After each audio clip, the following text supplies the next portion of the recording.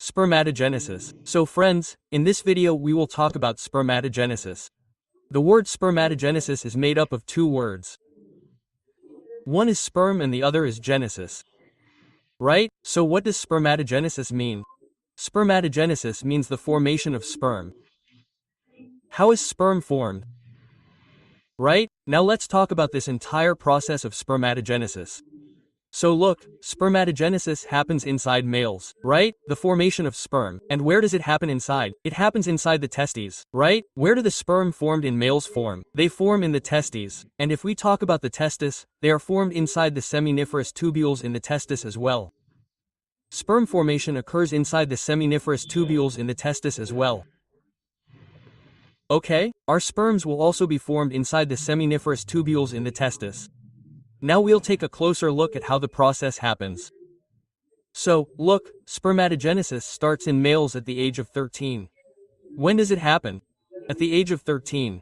This is also what we call the age of puberty. Okay? Spermatogenesis starts at 13. Now let's see how spermatogenesis happens.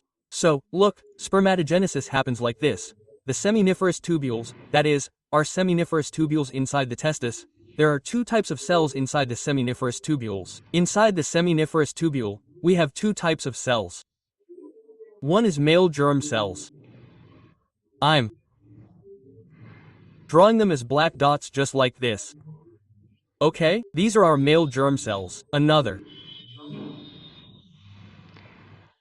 name for male germ cells is Spermatogonia. What's another name for these? Spermatogonia. Because what will they create in the future? These will create sperm. Next, the other cells inside the seminiferous tubule are our Sertoli cells. I'm drawing them in blue. Okay, these are our Sertoli cells. Okay, these are our Sertoli cells. So, look, what is the function of the male germ cells? Their function is to enter meiosis. And what do they do after entering meiosis? To create sperm. To enter meiosis and create sperm. Okay, this is the function of the male germ cell. But what is the function of a Sertoli cell? The function of a Sertoli cell is to provide nutrition. The function of a Sertoli cell is to provide the energy or nutrition required for the sperm that will be formed. Sertoli cells provide nutrition. Okay, now let's look at meiosis. That is, how the male germ cells, the Spermatogonia, that will undergo meiosis, will form sperm. Okay?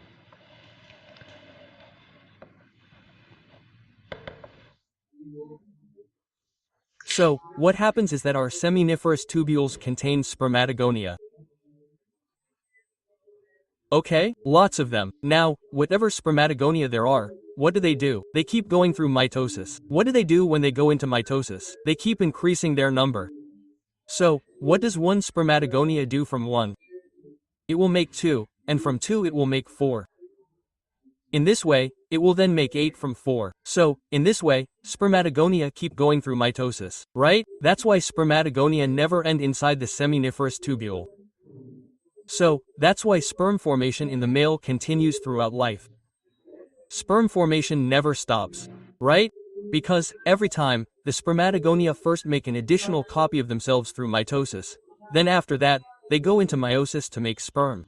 Right? So, that's why the Spermatogonia will never end here. Because what happens is, before going into meiosis, they will make additional copies of themselves, they will go through mitosis. So, that's why Spermatogonia never end. Now, consider that there is one Spermatogonia. This Spermatogonia has realized that it needs to enter meiosis. Now, what it needs to do is form sperm. So, what it will do is remain. Some changes will occur within it, and after these changes, we will call this Spermatogonia a primary spermatocyte. What will we call it? A primary spermatocyte. Now, this primary spermatocyte is a primary spermatocyte, right? This primary spermatocyte will enter meiosis. What will this primary spermatocyte enter? Meiosis. And the primary spermatocyte will enter meiosis. And it will form 2 cells from 1. 2 cells have formed from 1. Now, these 2 cells formed from 1 will be called secondary spermatocytes. What will they be called? Secondary spermatocytes. Now, you have to remember one thing. The primary spermatocytes here have a chromosome number of 46. Okay, if they're diploid, what's the chromosome number? 46 in a primary spermatocyte. Okay? But if we talk about a secondary spermatocyte, the chromosome number in a secondary spermatocyte is 23. How do the chromosome numbers change here? They're halved. So, how do the chromosome numbers change here?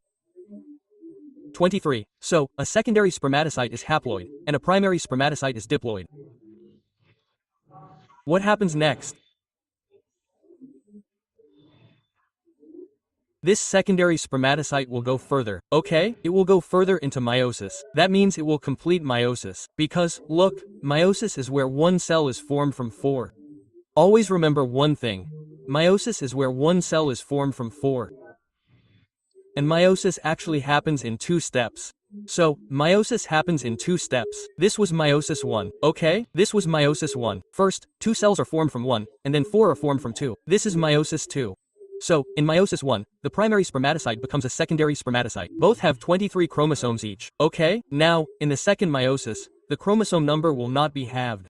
The second meiosis is exactly like mitosis, okay? So, how will the chromosome numbers remain? They will remain the same, okay? Now, how will the chromosome numbers remain in the future? They will remain the same. So, when 2 cells become 4, what will be the chromosome number in all 4 of them? 23, 23, 23, and 23.